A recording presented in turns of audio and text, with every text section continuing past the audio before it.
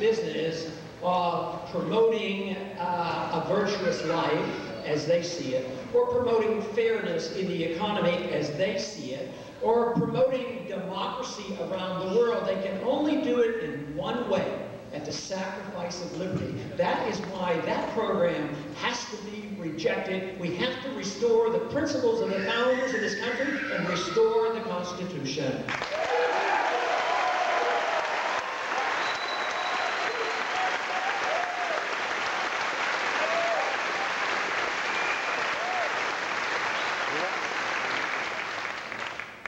Understood this very clearly. They had been through rough times. They knew that the country had to come together. Two of the main reasons why we had a constitutional convention was to make sure that the states didn't have protective barriers and you could travel around the country freely. Also to have a strong national defense. But one other thing that they had understood, because they had the runaway inflation of the continental money, the destruction of the continental dollar.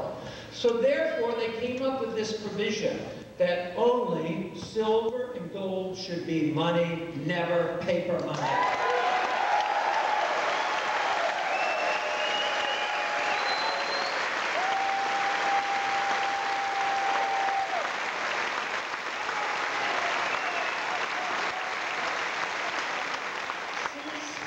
Since there is no authorization in the Constitution for a central bank, that means that the Federal Reserve is unconstitutional and we should work to get rid of it.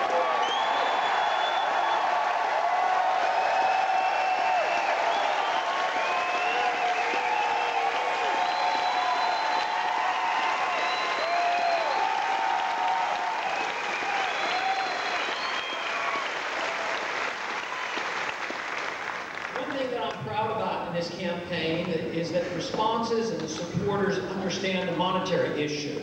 In Washington, they still don't even know the issue exists. They're either burying their heads in the sand or they don't want to hear it. Those who are in charge would not like to hear about it, but they will hear about the monetary issue. This is the first time in over 100 years that it has been brought up in a presidential election, the fact of the money issue.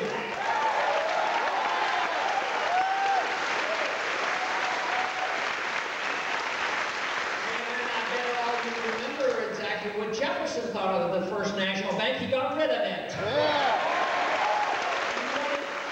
What did Jackson do? He got rid of the second national bank. And now it's time to get rid of the third national bank.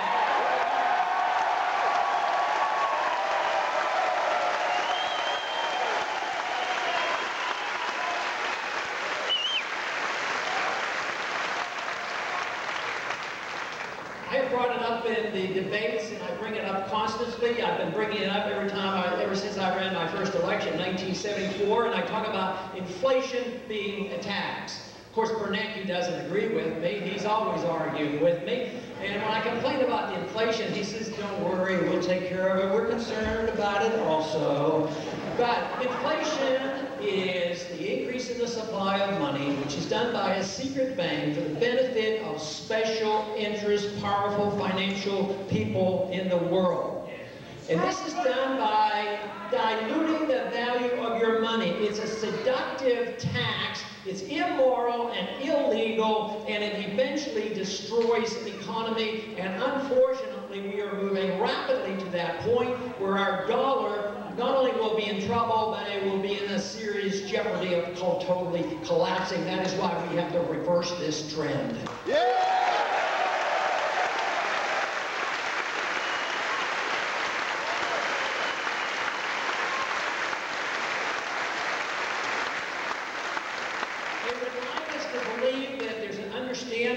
Of the business cycle coming from the conventional wisdom of the economists that are pervasive in our system as well as in Washington, that it is a consequence of capitalism. In the Depression, they said the collapse was due to capitalism and the gold standard.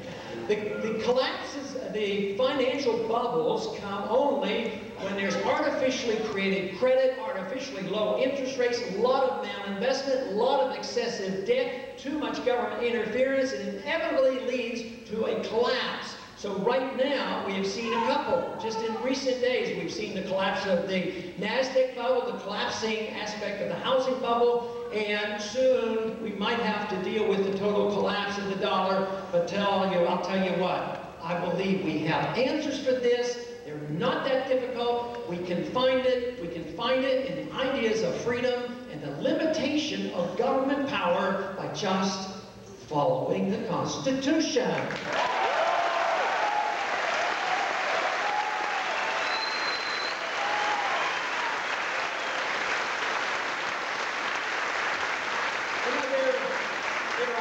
People say, well, it sounds like you're running against the Republican Party. Well, there are a few in the Republican Party I do disagree with. There are a few in the Republican Party in the past who spoke more wisely. But many times I feel like I'm running against Woodrow Wilson more than anybody else. So as Woodrow Wilson, during that era, we had the Federal Reserve come in, and we know that at that time they undermined the principle of states' rights by the 17th Amendment and having general elections of our senators. We know that Woodrow Wilson was idealistic enough and naive enough to believe that through force we could spread democracy around the world. But what other evil came in 1913 that we have to repeal?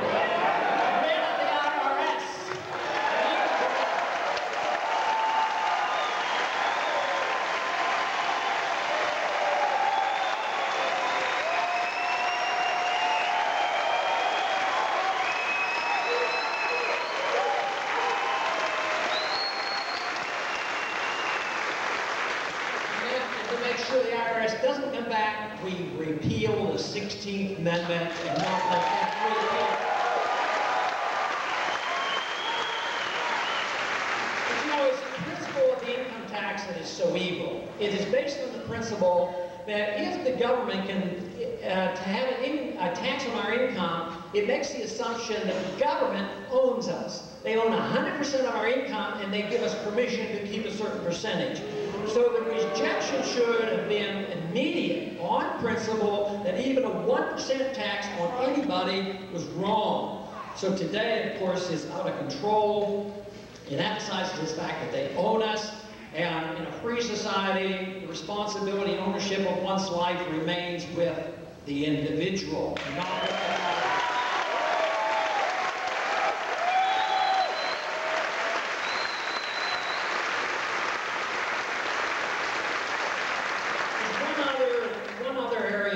Emphasizes the assumption that government owns our life, and that is buried in the principle of selective service and the military draft. When the government tells every 18-year-old that they must sign up with the potential of being called to duty anytime, no matter what's going on in the world, even undeclared wars, it means that they assume that they owe 18-year-olds, and they've embedded into our system this silly, godly notion that an 18-year-old owes a lot more to his country than everybody else. I mean, it doesn't make any sense.